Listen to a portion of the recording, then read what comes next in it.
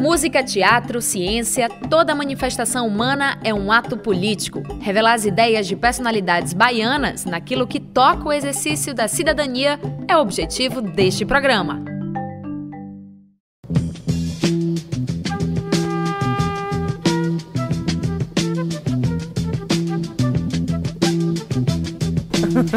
É isso aí, Cidadão Quem de hoje é com Maíra Azevedo, mais conhecida como Tia Má. Tudo bem? Tudo bom. Eu ia falar bem-vinda, mas eu estou na sua casa. Então, pois assim... é. E deixa eu te falar, sinta-se privilegiada, porque poucas pessoas vêm na minha casa. Ó, que luxo, já começamos bem.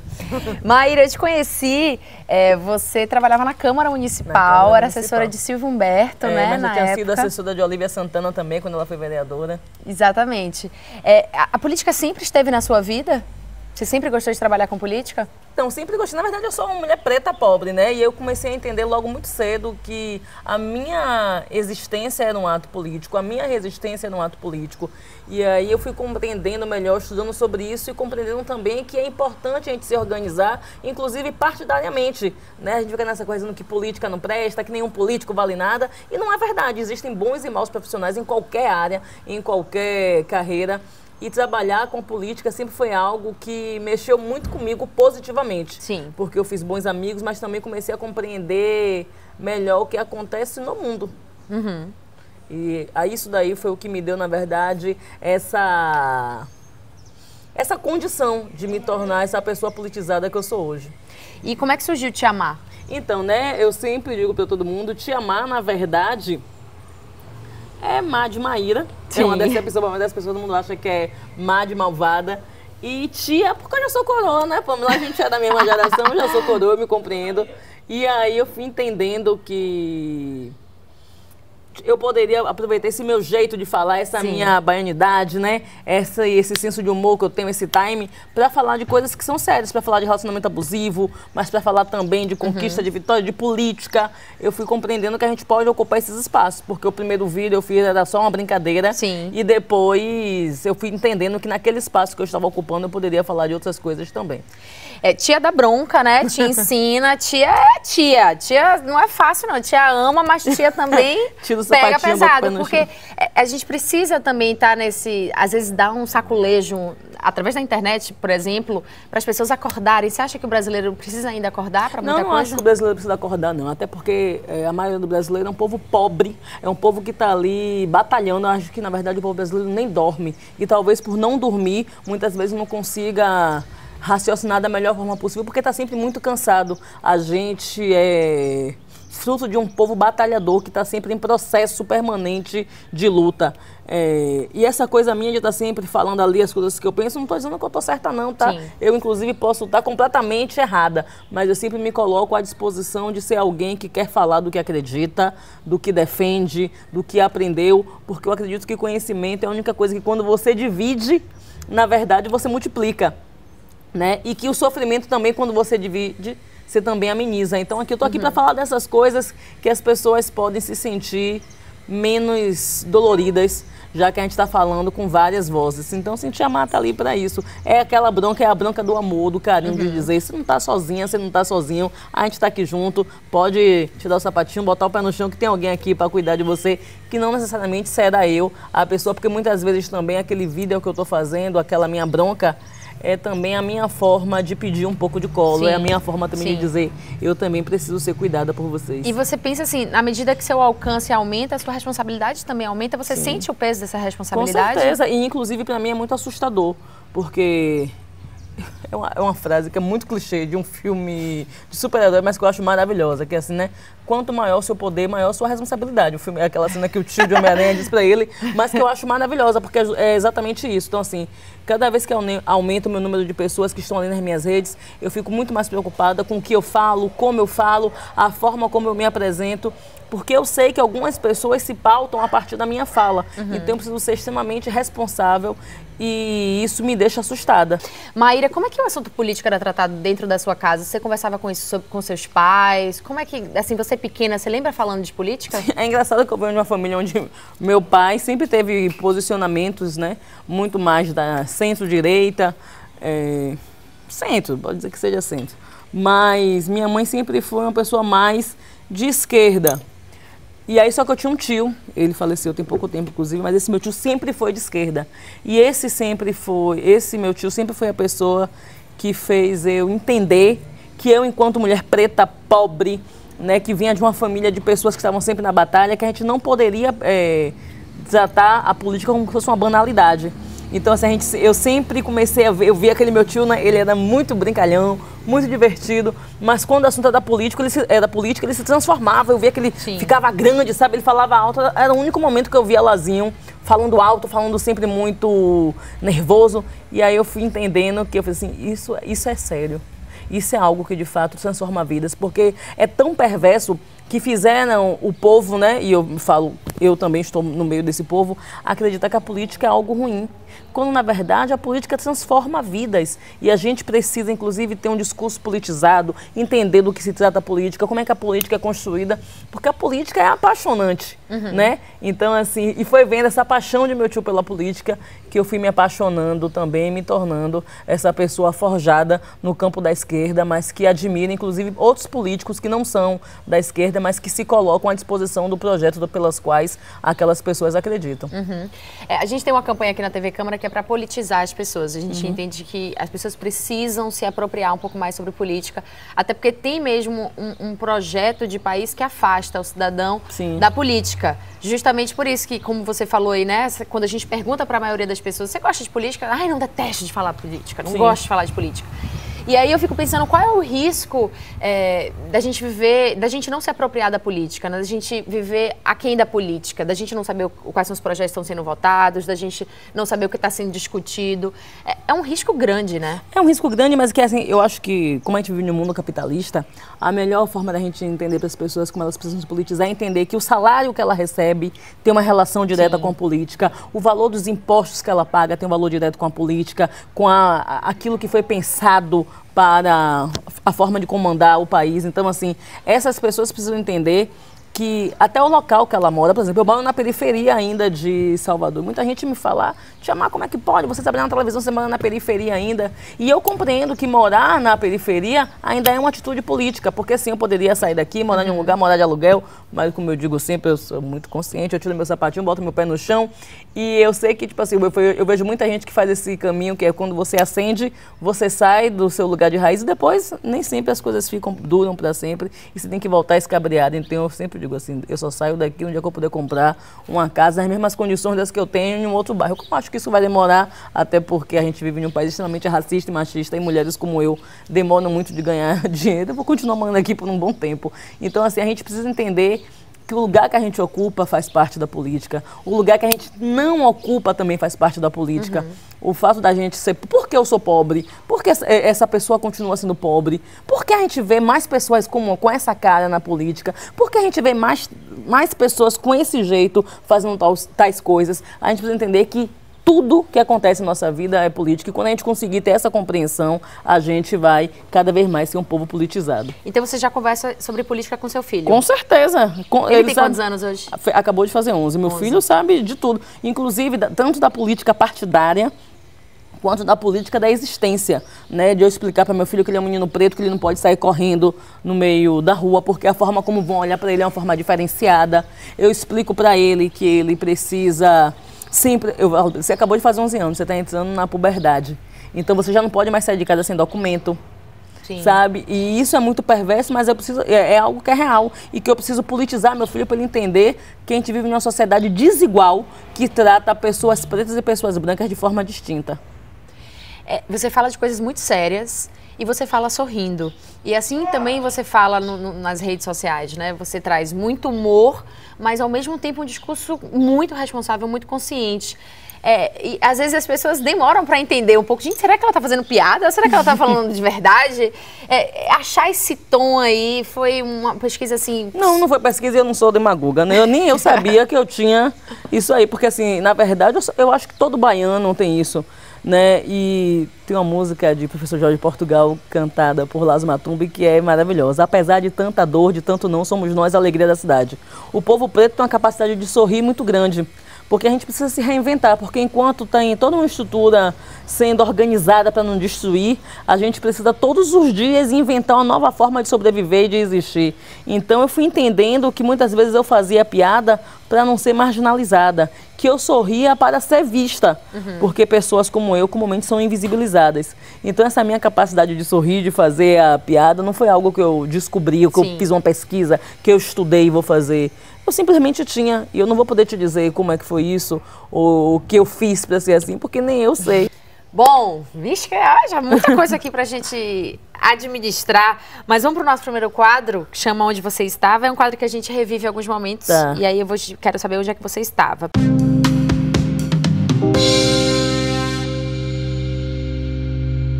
Em 2015, no impeachment de Dilma Rousseff, você lembra onde você estava e qual a sensação que você sentiu? Eu lembro exatamente onde eu estava. Eu estava na redação do Jornal à Tarde, era um plantão. Eu trabalhava lá e eu fiquei muito frustrada. Mas não saí dali triste, porque infelizmente eu já sabia que aquilo iria acontecer. Até mesmo por uma questão histórica, né? Eu, como uma boa jornalista, eu gosto muito de história do país. E eu sabia que quem estava no poder não iria suportar ver aquela mulher mais uma vez no comando do país e a forma como ela estava comandando. O fato dela não ter se submetido a uma série de acordos de conchavos fez com que ela fosse expulsa do país, e a gente sabe que cada vez mais isso está aí sendo provado. Eu não estou aqui fazendo nem juízo de valor do governo dela, não. Estou dizendo que assim, a gente precisa entender realmente, estou falando enquanto jornalista, os dados provam que ela não fez nenhum acordo, que ela não fez nenhum conchavo, e isso incomodou uma elite. A elite se incomodou de ver o povo, e aí eu estou falando agora do povo mesmo, né, no conceito de povo, da população pobre, ocupando aqueles espaços onde historicamente a gente estava à margem. Eu fiquei muito mal. Foi um dos dias muito tensos assim para eu voltar para minha casa, porque eu fiquei pensando assim, quanto a elite é perversa e o quanto a elite não tem vergonha de fazer nada para impedir que a gente ascenda. Você lembra da eleição do Trump em 2016? Quando ele foi eleito presidente da maior nação do mundo. Ali eu pensei apenas uma coisa. Não sei se você vai poder usar isso daí, mas tipo, foi o que eu pensei, porque eu pensei assim, a gente ainda vive, né, em uma época onde as pessoas se pautam pelo que acontece nos Estados Unidos. Então, assim, se você tem um cara conservador, reacionário, que assume que é reacionário, que assume que tem posicionamentos racistas, machistas, eu sabia que isso iria ser difundido por todo mundo. Acabar reverberando. Ia reverberar, como tem acontecido. A gente está vendo que cada vez mais essa direita ultraconservadora tem crescido, porque as pessoas têm tanta dificuldade de se informar que preferem sair acreditando em qualquer tipo de fake news que é divulgada. Ainda que Obama não fosse o cara que me representasse ideologicamente, porque não mudou os índices da mortalidade que acontece com a juventude negra nos Estados Unidos e tudo, mas para mim, eu me lembro que no dia que Obama foi eleito, aquilo foi muito significativo para mim. Afinal de contas, a maior potência mundial tinha um homem preto como presidente.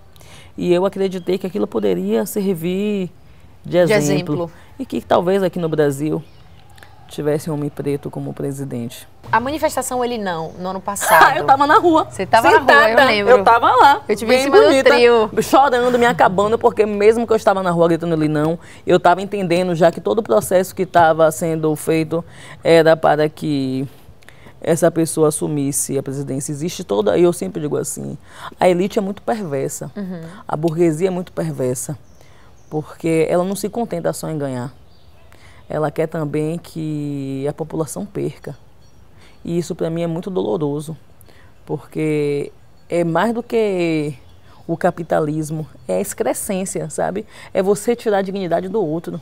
É você batalhar para que a outra pessoa não tenha direito a nada. Porque tem gente que acha bonito fazer post dizendo que a aeroporto está parecendo rodoviária, como que se algumas pessoas merecessem andar de avião e outras não. Bom, o movimento ele foi muito fundamentado ali na internet, né? Pelas redes sociais, as movimentações, as organizações. E daí eu queria falar um pouco sobre essa questão da militância na internet, que muita gente discute como a militância na internet pode, às vezes, até prejudica a militância na vida real, porque a pessoa acha que postei, usei a hashtag, já fiz minha parte, não preciso ir para a rua. O que você acha? Como é que você observa essa questão da militância fora e dentro da internet? Acho que as duas são fundamentais e acho que não pode ter agora uma concorrência de que, tipo, eu milito mais porque eu estou na rua, eu milito mais porque eu estou usando a hashtag. Eu milito, sabe? Porque assim, se a gente tem aí, vendo que existe todo um processo onde várias pessoas estão conseguindo ocupar espaço de poder utilizando apenas a internet, então a gente demonstra que a internet de fato tem um grande poder. Nem sempre quem está lá na rua vai ter o mesmo alcance de uma pessoa que fez uma postagem. Então, assim, eu não acho que tenha um problema em quem está na rua e quem está na internet, não. Eu acho que essas duas militâncias são fundamentais porque muitas vezes você pode conseguir fazer com que uma pessoa vá para a rua justamente porque ela viu uma postagem na internet. Sabe uma coisa que eu gosto, mesmo eu sendo da esquerda, é quando eu vejo a direita indo para a rua, porque isso não acontecia antes. Sabe, ver essa galera da burguesia ter que sair de casa para ocupar, inclusive para essas pessoas conhecerem as ruas de verdade, que muita gente nem conhece. Na última manifestação, inclusive uma manifestação a favor do governo Bolsonaro, teve uma artista performática de São Paulo que ela foi para Paulista com uma performance chamada A Babá Quer Passear. Sim. E aí ela ficou num carrinho de bebê, rodando ali pela Paulista, e ela queria chamar a atenção ali um pouco para essa questão, principalmente a questão da mulher negra. Angela Davis fala, né, que essa mulher negra está na base da pirâmide. Mas a gente está vendo também cada vez mais mulheres negras tomando a frente, assim tendo que se colocar cada vez mais em todas as plataformas para garantir direitos básicos que o Estado ainda não garante.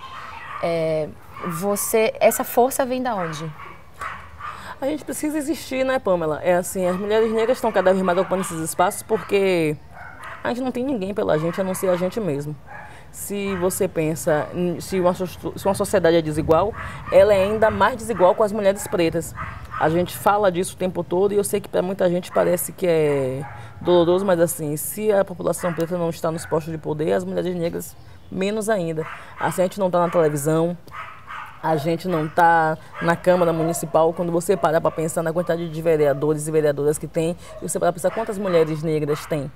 Quantas mulheres negras retintas, daquelas que você olha e você não tem dúvida se são pretas ou não. Sim. Quantas mulheres negras nós temos como deputada estadual? Então, assim, a gente precisa entender que cada vez mais a gente está ocupando isso, porque senão ninguém vai falar pela gente. Então, assim, e aí eu tenho que celebrar a internet. As mulheres negras estão conseguindo ocupar cada vez mais lugares de poder por conta da internet.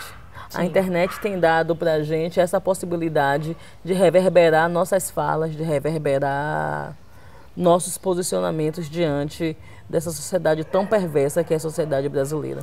E como é que uma mulher branca pode ajudar na luta da mulher negra? Eu acho que a primeira coisa de fato, é ouvir, é reconhecer os privilégios, não questionar, porque é uma coisa que pra gente, que é mulher preta, é irritante. Eu perco minha paciência. Aí uma pessoa que eu sou... Aí quando você falou que eu sou bem-humorada, mas é quando eu fico de mau humor, quando alguém faz... Eu tô contando alguma coisa, alguma experiência perversa, e aí vem sempre uma pessoa, às vezes até com a melhor intenção do mundo, faz... Ai, não acredito que isso acontece. Mentira. Pô, não é mentira. Se a gente tá dizendo ali que a gente é massacrada, que a gente é objetificada, que a gente é o tempo todo tratado da culpa... Por exemplo, tem gente que olha pra minha cara e me pergunta, você não tem cara de jornalista? E assim, e as pessoas vão me dizer que eu não tenho cara de jornalista, porque o que é ensinado pra gente é que jornalista é mulher branca.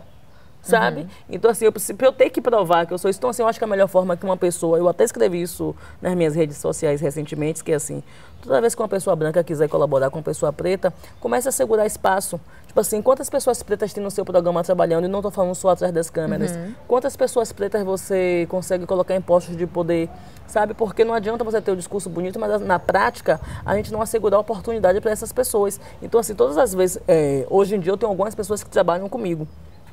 E essas pessoas que trabalham comigo, eu dou preferência sempre que sejam pessoas pretas. Porque eu sei que essas pessoas têm menos chance de serem contratadas. Então, assim, essa pra mim é a melhor forma. E por que eu estou dizendo que essa é a melhor forma de pessoas brancas colaborarem? Porque pessoas brancas têm mais chances de serem contratadas. Sim. Ocupa espaços mais facilmente, Sim, né? Então, assim, se eu ocupo espaço mais facilmente, quando eu estiver em um posto de poder, eu vou possibilitar que outras pessoas que não têm os mesmos privilégios que eu ocupem esses lugares também. Uhum.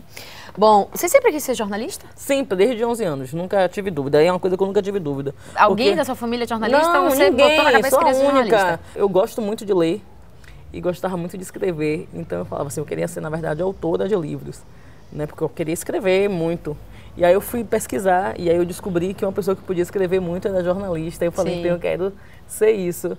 E desde os 11 anos que eu dizia que eu queria ser jornalista e me tornei jornalista. Muito bem. Vamos pro nosso Na Boca do Povo? Bora.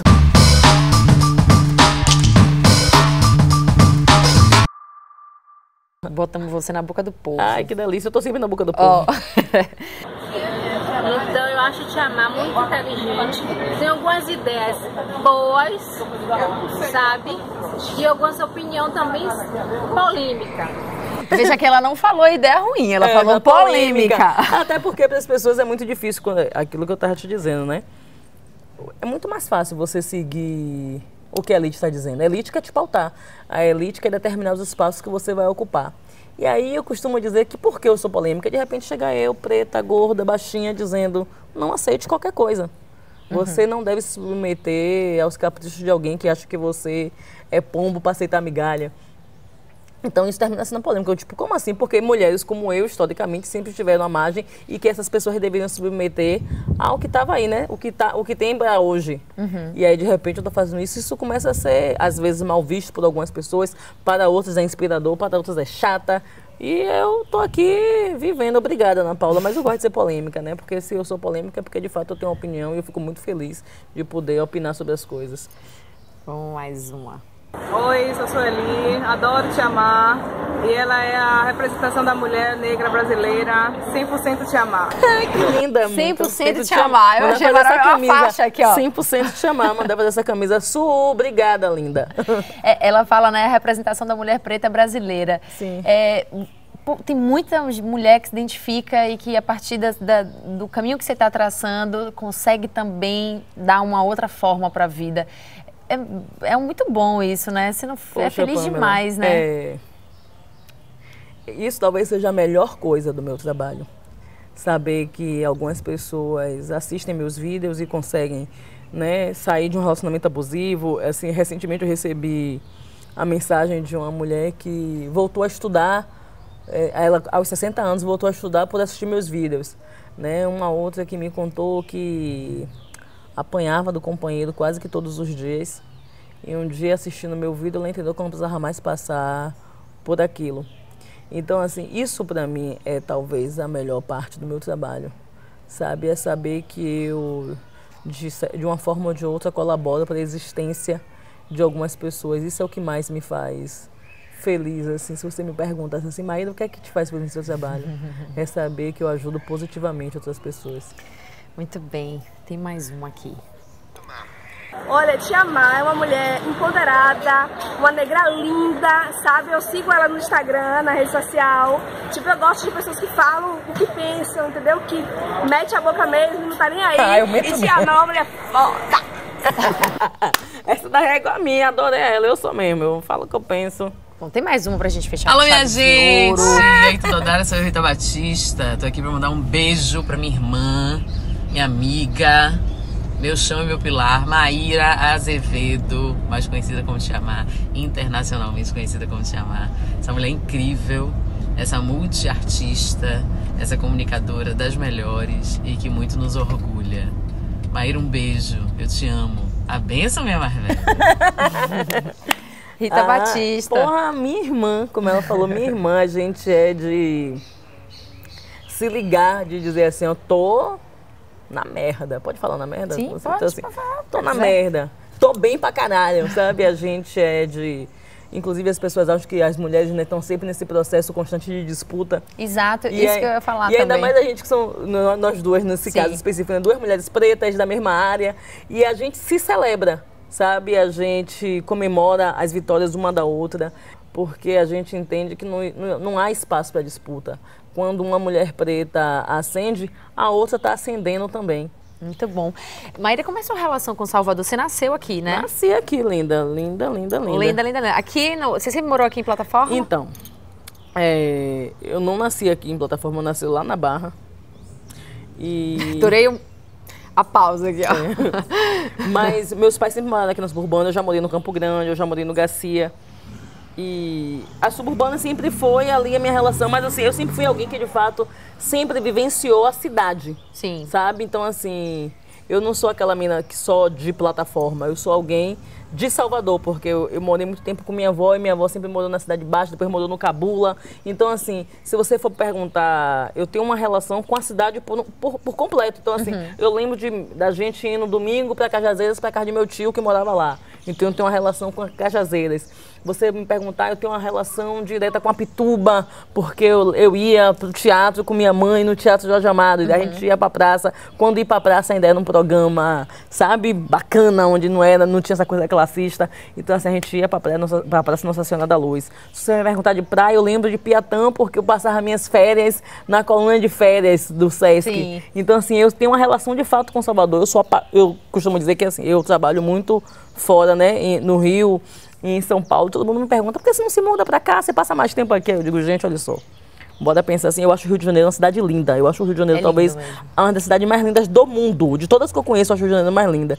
Mas eu costumo dizer que Salvador é aquele boy feio que tem borogodó, que você não consegue largar, sabe? Eu não troco o Salvador pelo Rio. Eu digo, pessoal, gente... É difícil fazer essa troca mesmo. Não troco, mas eu não troco mesmo. Eu aviso, eu digo, gente, olha só. Em primeiro lugar, eu até já postei nas minhas redes sociais, eu nasci em Salvador porque eu mereci. Não é todo mundo que pode ter esse privilégio. Eu nasci aqui, gosto de morar aqui. Sou satisfeita com a cidade por um todo? Não, acho que tem várias coisas que devem melhorar. Acho que Salvador é uma cidade extremamente desigual.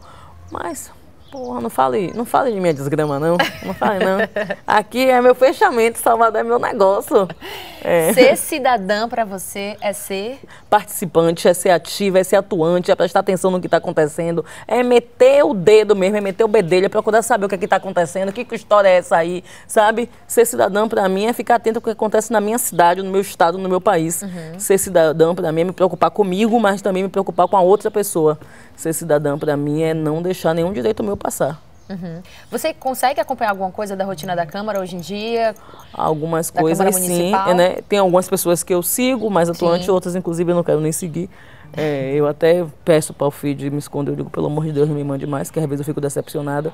Mas eu gosto muito de acompanhar. Primeiro que tem um negócio ali da saudade, né? Eu trabalhei muito tempo, aí eu lembrava das resenhas, negócio de meu café, um fuxico que sempre tem, ver um vereador brigando com outro por detrás.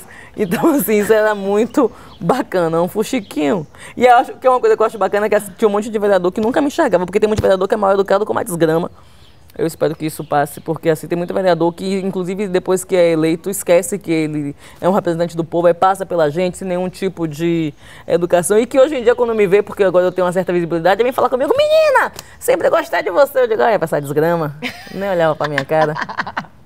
Você é uma mulher preta nordestina que tem rodado o país, não só com as participações nos programas, mas com seu espetáculo também, né? E como é que a mulher preta nordestina é tratada fora da Bahia? Então, Pamela, aí é um lugar que pra mim, hoje em dia, comentar é diferenciado, porque assim... Quando eu sou tratada hoje em dia, eu não sou mais tratada como uma mulher preta anônima. Exatamente. As pessoas estão falando ali com Tia Mar, que passa na televisão. Você sente que mudou? Claro que mudou, né? Assim, claro que tem as pessoas que não me reconhecem. Então, assim, porque eu não sou famosa, eu sou conhecida, que é uma situação diferente. As pessoas olham pra mim e ficam assim, conheço você de algum lugar. As pessoas estão sempre na dúvida se elas me conhecem ou não. Então, assim... Quando eu estou em um lugar onde as pessoas sabem que se trata ali de uma pessoa que saiu da academia, que é uma intelectual, quer queira, quer não, que tem um trabalho na internet, que passa na televisão, eu recebo um tipo de tratamento. Sim. Quando eu estou em algum lugar, mesmo sendo aqui em Salvador, que as pessoas não sabem que eu sou maltratada, nego. Eu continuo sendo discriminada, as pessoas continuam me olhando de cara feia, as pessoas continuam achando que é que essa mulher quer aqui, até elas descobrirem que ali tem alguém, por exemplo, eu chego em loja, eu continuo ainda na loja, eu vou na loja para comprar. Recentemente eu fui numa loja, eu ia pegar uma roupa. Aí a vendedora me olhou, era uma loja, um negócio de umas peças de R$200 em diante. É aquele dinheirinho descarado que a gente ganha, que a gente faz, hoje eu vou comprar um negocinho. E na maioria das vezes eu compro na mão de empreendedoras negras, mas nesse dia eu tava com vontade. Aí quando eu entrei, a mulher me olhando. Aí eu falei, deixa. Aí daqui a pouco saiu o gerente da loja me reconheceu, tia Má, tia Daro, eu sou seu fã. Aí a mulher, sem entender, meio tipo assim, como assim é ele? É fã dela, aí ela já quer entender. Aí ele virou e falou, você não conhece ela não? Aí quando ele começou a falar quem eu era, aí a mulher queria mudar o comportamento. Então você percebe que ali tinha aquela coisa, né? Uma mulher preta é tratada de uma forma, uma pessoa que está na televisão é tratada de uma outra. Então assim, eu tenho essa compreensão que existe 2 tratamentos, mas eu continuo sendo preta, eu continuo sendo discriminada. Inclusive, se eu estou em um lugar onde as outras pessoas, inclusive, são tão conhecidas como eu, ou mais conhecidas do que eu sou o alvo preferencial da violência, eu não tenho esse deslumbre. Eu estou ligada que eu vou continuar me leando. Ó, a gente está chegando ao final da entrevista, e aí nesse final a gente, assim, te elegeu prefeita de Salvador. Prefeita, quer dizer, a primeira mulher negra. A única coisa que eu tenho de Salvador é que eu sou o mesmo tamanho do prefeito, que ele é pequeno, eu também sou. Pronto, é a única coisa. Ai, meu Deus! Me diga, se você fosse prefeita de Salvador, o que é que você faria, assim, de primeiro, assim? Eu daria para o subúrbio ferroviário de Salvador o mesmo tratamento que é dado para os outros bairros. Eu tentava assegurar que aqui na suburbana a gente tivesse um transporte coletivo digno, né? Eu não pego o transporte público, mas para mim é muito doloroso quando eu passo de manhã para levar meu filho e ver as pessoas sendo tratadas como se fossem pedaços de carne, todo mundo enlatado. Aquilo para mim é muito doloroso, ver e presenciar aquilo. Reformaria o sistema ferroviário para que as pessoas pudessem andar melhor de trem. Eu asseguraria que as pessoas daqui do subúrbio se enxergassem e se sentissem dignas, né, diante do restante da população. Eu iria fazer com que o subúrbio fosse de fato valorizado, porque eu acho que a beleza do subúrbio é tão desvalorizada, as pessoas não conhecem, né? A gente não tem, poucas pessoas sabem que a primeira fábrica têxtil do Brasil é aqui no subúrbio, que o petróleo foi descoberto aqui no subúrbio, que uma das primeiras igrejas do país fica aqui no subúrbio. Então, assim, eu iria dar uma nova cara para da Baixo do Fiscal até Paripe. Muito bem. Obrigada, Maíra. Obrigada por ter recebido a gente aqui na sua casa, essa equipe toda aqui. Maravilhoso. Muito obrigada. Obrigada a vocês e você broca. Vocês brocam. Valeu, obrigada. De nada.